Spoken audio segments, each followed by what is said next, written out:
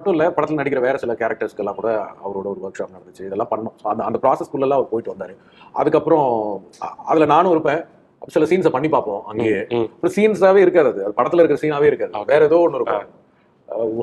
ஒரு பேங்க்ல இருக்கிற ஒரு கிளர்க்கா நடிக்கணும்னு ஒன்று வரும். இந்த மாதிரி நம்ம சும்மா காலேஜ்ல எல்லாம் பண்ணிப்போம். அப்படிலாம் கொடுப்பாங்க. அதெல்லாம் கூட ரொம்ப ஜாலியா ஸ்போர்ட்டிவா, ஏய் நான் யாரு தெரியுமா, நான் ஸ்கிரீன்ல வந்தா கிளாப் எல்லாம் பண்ணுவாங்க, எனக்குன்னு ஒரு ஓப்பனிங் இருக்கு, இப்படி நினைச்சா அவருக்கு என்னங்க இதெல்லாம் எனக்கும் ட்ராக் பண்றீங்கன்னு போயிடலாம். பட் அவர் அதெல்லாம் இது பண்ணாம ஹி கோஆபரேட்டட்.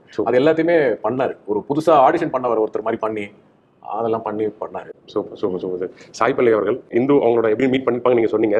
ஸோ அவங்க இவங்களோட லைஃப் ஸ்டோரி கேட்டுட்டு இல்ல இந்து அவங்களுடைய இல்ல இப்போ நம்ம வந்து ஒரு இப்போ வந்து லைஃப் ஸ்டோரின்னு சொல்லி அந்த லைஃப் அது மட்டுமே இப்போ படத்துல அதுதான் இருக்குன்னு இல்லை. Okay see anyway it is a film.